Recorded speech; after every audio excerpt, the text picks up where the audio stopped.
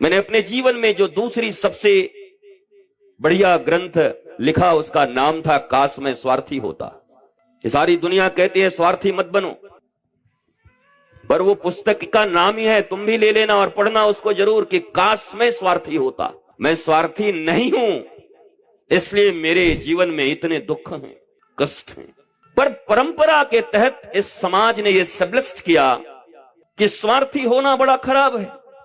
आज बात बात में घरों पे देखते हैं, ये हमारी जेठानी बड़ी स्वार्थी है, ये हमारी सास बड़ी स्वार्थी है, बहू बड़ी स्वार्थी है, ये छोटा वाला लड़का बहुत स्वार्थी है, हमारे जीजा जी बड़े स्वार्थी हैं, हमारे फूफा बड़े स्वार्थी हैं। तो इसमें बुरा क्या है? कठिनाई क्या है? क्या तर्क है आपके पीछे कि किसी व्यक्ति को स्वार्थी नहीं होना चाहिए? भारतीयों ने संस्कृत छोड़ दिया, हिंदी भी इनकी अद्भुत है, 50% उर्दू मिक्स है, 50% तुम्हारी अपनी भाषा, थोड़ा सा इंग्लिश, और अपने शब्दों के अर्थ तक हम नहीं जानते। स्वार्थ शब्द का अर्थ होता है स्व के अर्थ को जान लेना। The beginning of real spiritualism is who am I, why I am here and what I am doing. ये आध्यात्म है, ये धर्म है, ये स्पिरिचुअलिटी है। मैं कौन हूं, क्या करने आया हूं, और इतने वर्ष हो गए मेरे जीवन के, क्या मैं आह्लादित हूं, आनंदित हूं? क्या मैं बेफिक्र हूं? क्या मेरे जिंदगी में तनाव नहीं? और तनाव के सारे रेशियो तो मैंने खोलकर कल रख दिया आपके सामने।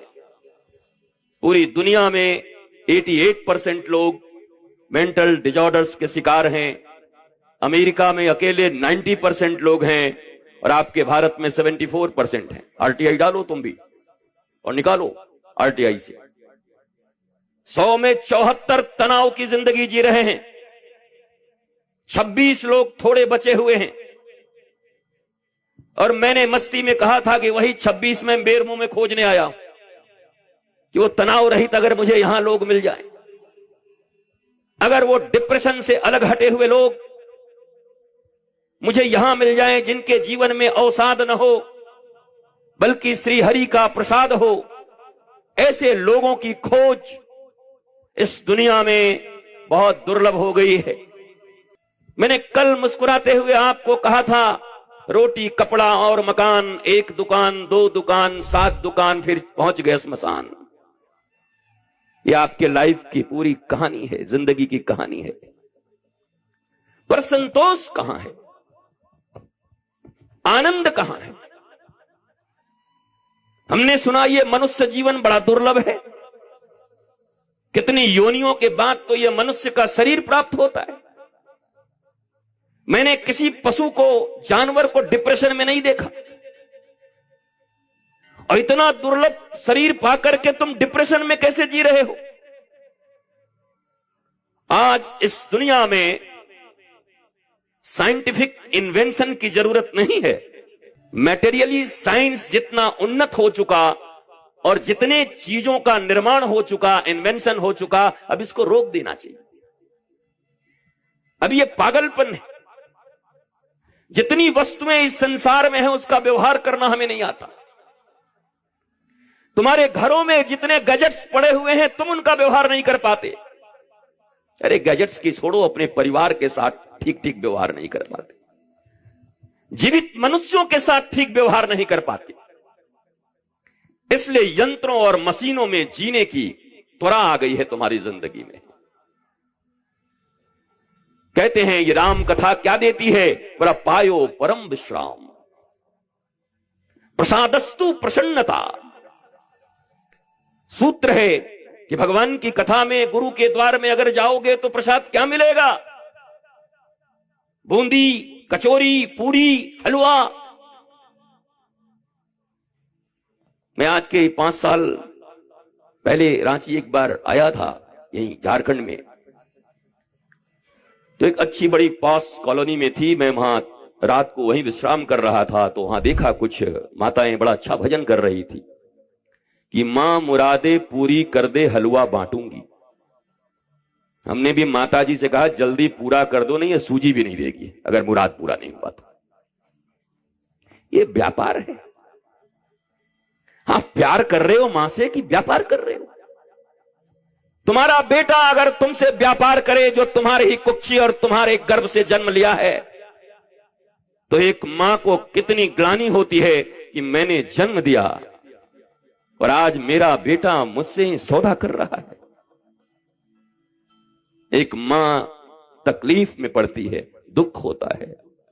और तुम जिसे जगन माता कहते हो, यहां भी शायद यज्ञ ही हुआ है, सतचंडी चंडी माता ही हैं, सभी एक ही हैं, दुर्गा के रूप, राधा रूप, उमा, जानकी, ये सब नाम अलग अलग हैं, भेद मत रखना, सब उनके ही स्वरूप हैं। जिनको जो पसंद, सनातन धर्म में इतनी छूट है, जिसको जो पसंद उसको अपना लो। हनुमान जी को अपना लो, राम जी को अपना लो, शिव जी को अपना लो, बंसी वाले को अपना लो, धनुष वाले को अपना लो, कुछ मौका न चले तो बड़े पेट वाले गणेश जी को अपना लो, जो अच्छे लगे।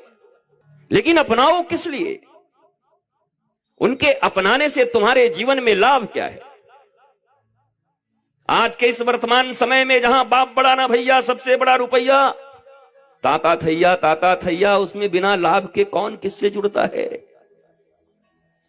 एक कदम भी हम उठाते हैं तो लाभ के लिए उठाते हैं, और ये बुरी बात नहीं है।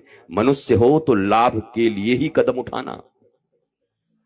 एक कदम और एक श्वास अगर बिना लाभ का हो तो व्यर्थ है जिंदगी।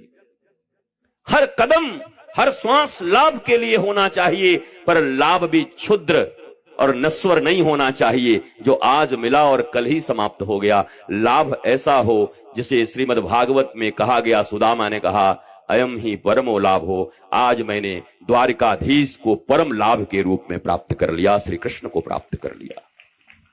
ये छोटे मोटे लाभ रोज होते हैं, रोज मिटते हैं।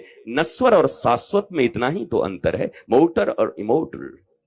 इंग्लिश जो समझते हो इंग्लिश समझो, हिंदी जो समझते हो हिंदी समझो, संस्कृत जो समझते हो संस्कृत समझो, बांग्ला बोलो तो बांग्ला बोलता हूं, उड़िया कहो तो उड़िया बोलता हूं, फ्रेंच भी सीखा हुआ हूं, उसमें भी सुनना है तो भी सुनो, बस सुन लो और समझ जाओ। मतलब इससे है, अगर सुनकर जीवन में बोध आ गया, इतना नॉलेज, इतना ज्ञान हो गया, लोगों की बातों से तुम्हारे मस्तिष्क खराब नहीं हो रहे हैं।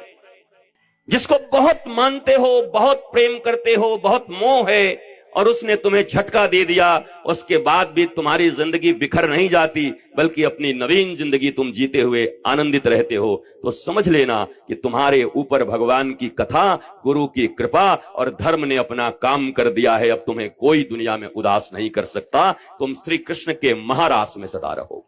दो ही जिंदगी है, या तो उदास रहो, हताश रहो, निराश रहो, या श्री कृष्ण के महारास में रहो।